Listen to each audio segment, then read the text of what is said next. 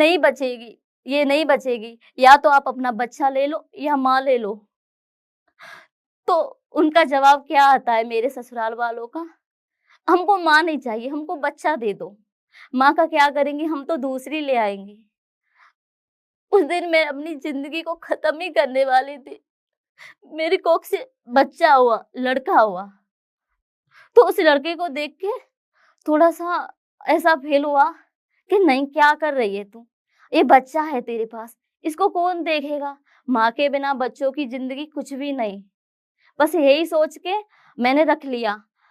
2 महीने का मेरा बच्चा हुआ, तुरंत मेरे घर से उठा ले गए उसको। बोले अब हमको तुझको नहीं रखना, हम अपनी वाइफ़ के साथ रहेंगे जो हमारी पहली है, तेरा क्या करेंगे हम? मैं घबरा गई, पापा को बताया। पापा बोले कुछ नहीं लाली, ये वैसे ही बोल रहे हैं, नाटक कर रहे हैं, तू जा अपनी ससुराल। पापा भी हमारे पढ़े लिखे नहीं है और ना हम भी इतने पढ़े लिखे। तो मैं ससुराल भेज दी। ससुराल जाते ही उन्होंने मुझ पर हाथ छोड़ा, मुझे बेल्टों से मारा, यहाँ तक कि प्राइवेट पार्ट पर भी उन्होंने वार किया, बहुत तेज मारा मुझे। तो उस दिन महसूस हुआ कि मैं जिंदा क्यों हूँ, किसके लिए जिंदा हूँ। बच्चा छिना लिया और घर से अचानक से भगा दिया, तुम जाओ। मैं रोती रोती चली आई, गांव वाले मिले, बेटा कहाँ जा रही है? मैंने बोला अब कहीं भी जाऊं, मुझे जीना नहीं है। मैंने 2 बार सुसाइड करने की भी कोशिश की, पर मौत को ये मंजूर नहीं था ना, मैं मर नहीं सकती थी। क्यों आज मुझे आगे जाने था, पीछे मुड़ के क्या देखना।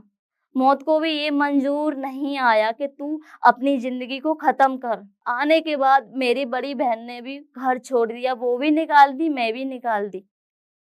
यहाँ तक कि हम लोगों ने केस किया मथुरा। हमारा गरीब लोग होने के कारण ना दुनिया वाले कोई भी साथ नहीं देता।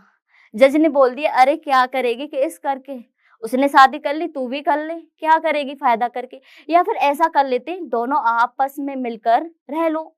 ऐसा होता है क्या? एक ही छत के नीचे 2 सौतन रह सकती हैं, एक इंसान की बीवी। कुछ भी हो जाए मुझे इस इंसान के साथ नहीं रहना। क्यों रहूं मैं, किसके लिए रहूं? पापा के पास पैसे नहीं थे ना, इसके लिए उन्होंने, जज का क्या फैसला आया, 18 साल के बाद ये आपको बेटा मिलेगा।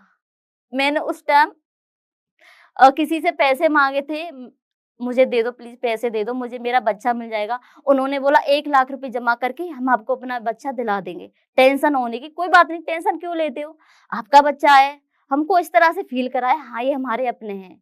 जो जज होते हैं उनसे मेरी बात हुई, हाथ जोड़े पैर पकड़े, प्लीज मुझे मेरा बच्चा दिला दो। मतलब 14 साल की उम्र में सब कुछ हो गया, बच्चा हो गया, और यहाँ की 1 साल में ही मेरा तलाक होने ही वाला था। बच्चा नहीं मिला, पैसे लेके गई, बच्चा भी नहीं दिया। जज का ये कहना था 18 साल के बाद ये आपको बच्चा मिलेगा। मैं घबरा गई, मैं वहीं पर बेहोश हो गई। मेरा बच्चा क्यों छीना जा रहा है? वो दूध पीता बच्चा था, सिर्फ 4 महीने का बच्चा था वो।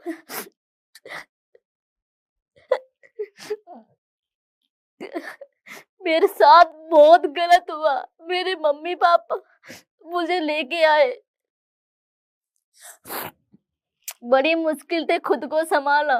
1-1, 2-2 घंटे में दीवारों में सर पटकते रोती रहती थी। मात्र 15 साल की उम्र में सब कुछ देख लिया था। मेरे मम्मी पापा घबरा गए। मैंने एक बार छत से भी कूदने की कोशिश की, यानी मौत मुझको लेके ही नहीं गई। एक बार बिजली मैंने पकड़ ली तो छोटा सा शॉट लगा, उसने भी अलग पटक दी।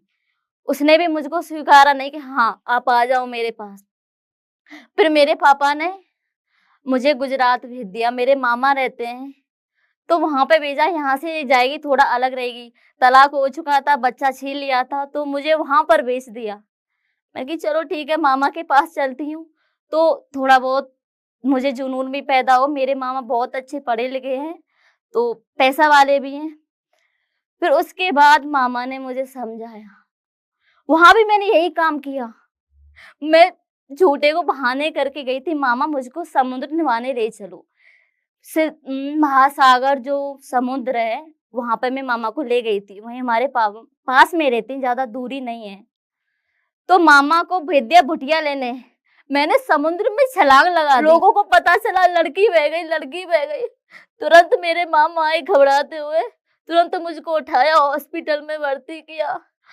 वहां भी 1 महीना तक मैं भर्ती रही, लेकिन फिर भी मौत नहीं आई। इतनी कोशिश